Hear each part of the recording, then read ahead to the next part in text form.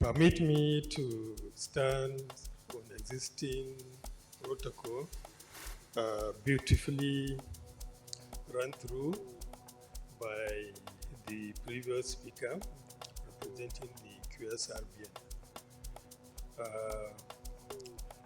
For those of us that have been associated with NIQS for so long, a decision-making process, what is happening today is actually like a dream come true.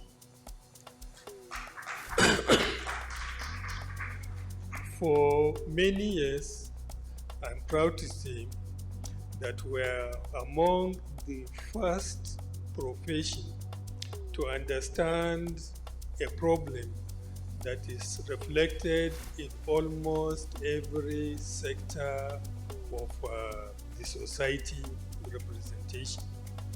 That is the underutilization of women in almost all activities.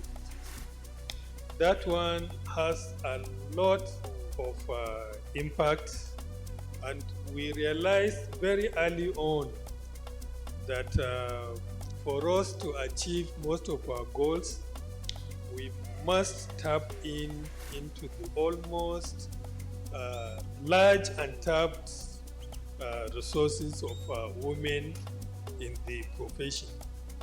So we started by developing the waxing, which is taking care of the women interest.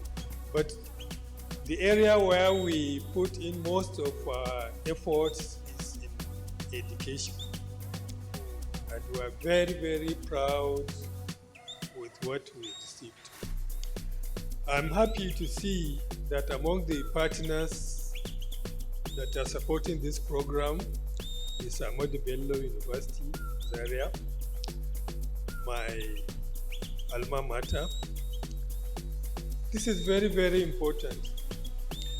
That university is the first institutions in the whole worldwide to introduce a BSc program for quantity surveying anywhere in the world.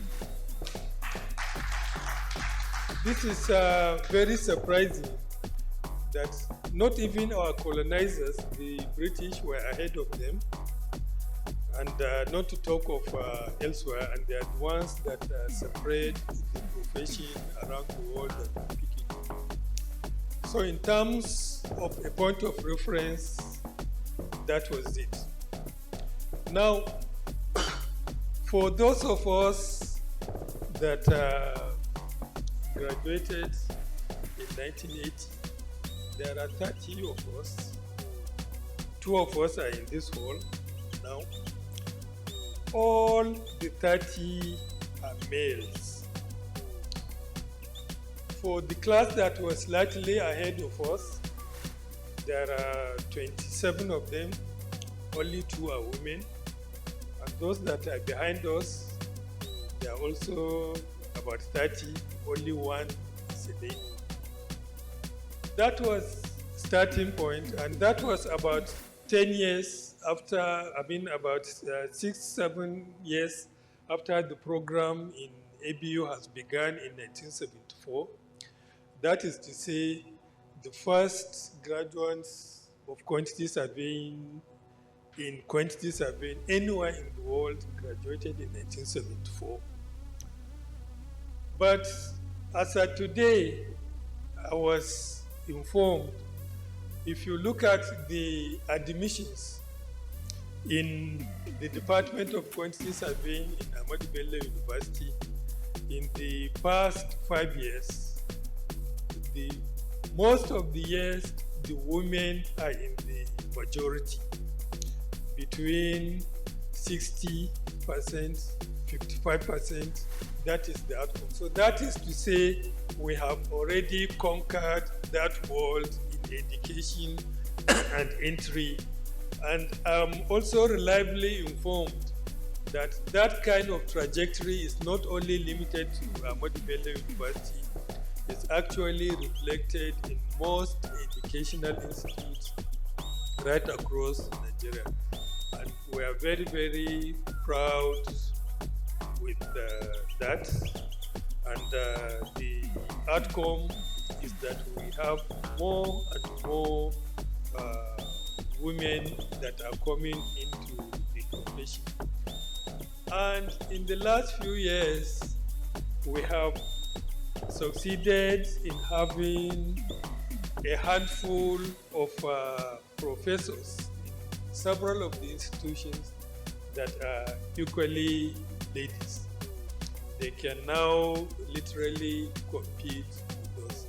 So the problem below is being sorted out, but as we heard from analysis and others, this profession in the construction industry is still relatively a male-dominated profession because of the perception of the physical aspects of it and more. But we are on the way, and if we succeed in showcasing what women can do, we are only assisting other sectors of the society to also take the same kind of attitude, and the nation as a whole will be the beneficiaries.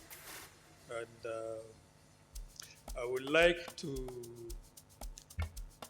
say that I'm happy with my brother, the chairman, past president, Segun Ajani-Koko, and also, most important, my energetic sister, who has done us proud academically, professionally, and so on.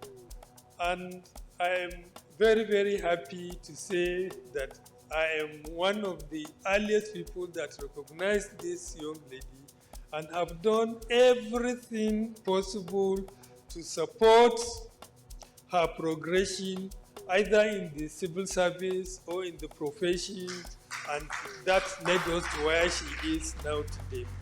And we are now seeing the outcome of it, along with what you heard from my sister, the CEO of Urban Shelter. She really, truly, like what she have said, in fact, we can just encompass it and say it reflects what we want to achieve here. And congratulations to her. And she's setting in markers that other organizations should follow, particularly in the construction industry.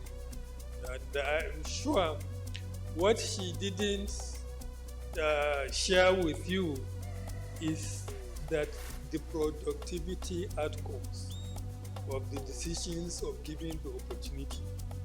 And I am certain if she had that opportunity to make that analysis publicly available, you will be surprised to find out that the women are probably ahead of the men in terms of contribution to the progress of any kind of activity when given the opportunities.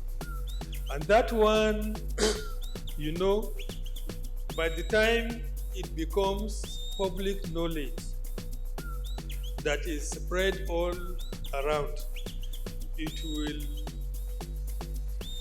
help challenge some of the prejudices that we've been facing, meaning that the society in general expects that the women must be behind in everything, including in productivity, which is a lie. It has been disproven in academics. It has been disproven in